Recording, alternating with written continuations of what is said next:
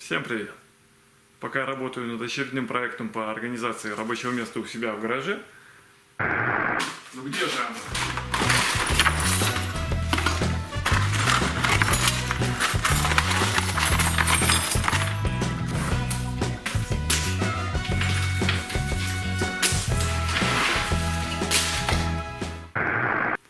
Я хочу вам показать одну несложную, но очень полезную вещицу, которую мне пришлось сделать.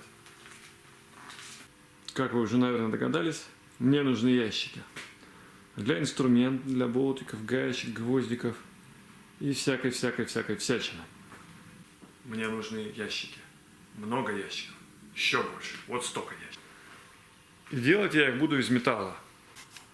Вот он уже лежит у меня, закупленный металл. Листы толщиной 1 мм и 1,2 мм. И тут я столкнулся с неожиданной проблемой. Мне уже много ровных деталек. Ключевое слово – ровных. И как выяснилось, ровно отрезать болгаркой или плазмой у меня не получается. Вот это самый лучший образец того, что я смог отрезать. Что я сделал в первую очередь?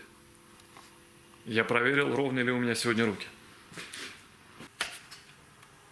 Не, сегодня ровные, как палки. Ну почти. Но сделать ровный рез плазмой или болгаркой не получается все равно. Я сделал вот такую тележечку.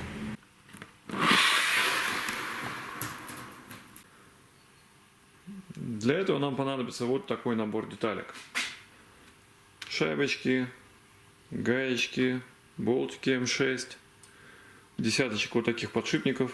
Это самые обычные подшипники 6 на 19. Стоит рублей 30, наверное, может меньше. Вот такой держачок сделал под плазму.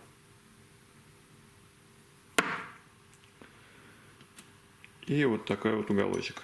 Потом покажу для чего. Так. Ну и, собственно говоря, корпус самой тележки. Ну а теперь по порядку. В основе конструкции будет вот такая заготовка. Лист металла, согнутой буквой П. Лист толщиной 2,5 мм. Размеры тележки будут: длина 16 см, ширина чуть больше 10 см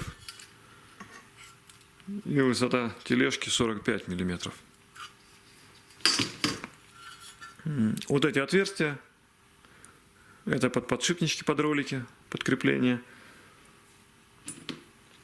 Вот эти две прорези — это будет крепление под сопла плазменной горелки.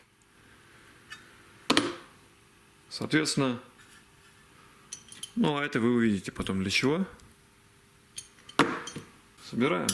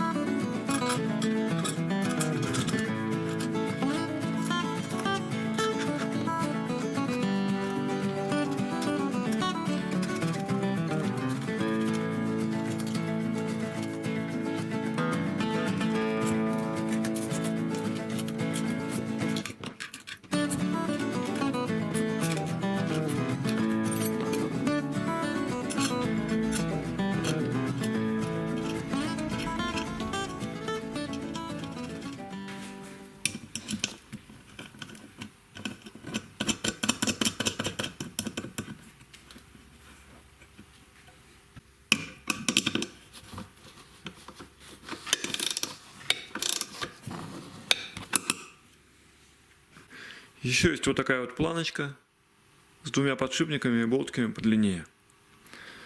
Это прижимная планка для направляющей. Она ставится вот в эти пазы. Вот таким вот образом.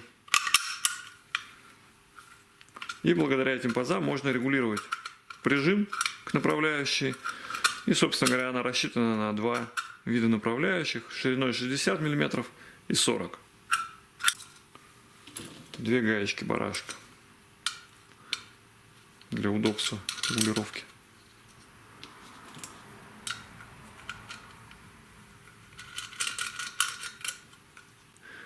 Ну, а это, как я уже говорил, держатель под горелку от плазмы. Нарезанная резьба.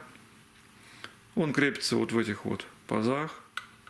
Также, чтобы была возможность регулировать высоту горелки над заготовкой. Ну и осталась еще одна деталь под самый главный инструмент любого мастера. Болгарку. Соответственно, вот эта деталь из обычного уголка сделана. Закрепим ее с другой стороны. Вот с этой. Вот таким образом. Поставим гровер, чтобы было затянуто, но можно было двигать этот элемент.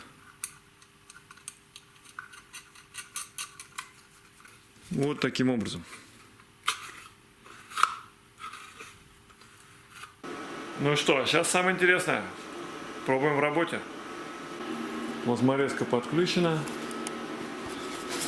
Значит, направляющие прижали струбцинами.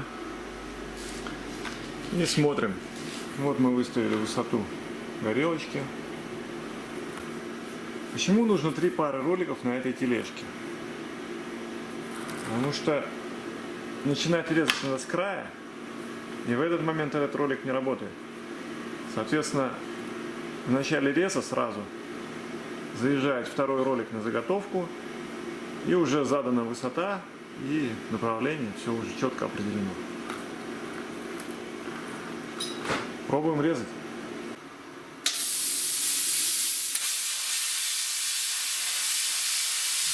Ребята, режет круто.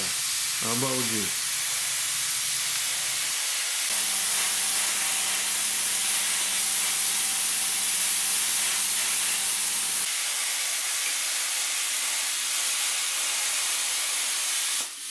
Смотрим, что получилось. Ровненько.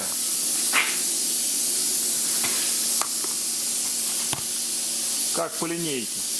Ну, собственно, по линейке и есть. Ну, а теперь к технологиям по приземлению. Как я уже говорил, со второй стороны держатель под болгарку из уголочка сделан. Болгарка крепится с помощью обычной штатной ручки. Вот так вот. Совмещаем отверстие с резьбой. И закручиваем аккуратненько штатную ручку.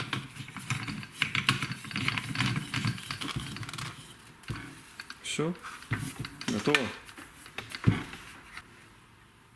Что важно при изготовлении вот этого крепления дополнительного? Когда сверлится отверстие под вот эту ручку, расположить болгарку правильно. Важно соблюсти параллельность между направляющей и, соответственно, пильным диском. Все, пробуем. Ну что, живот установлена болгарка на каретке. Вот он в нерабочем положении. В рабочее положение, соответственно, приводится вот так. Пускаем ее и режем.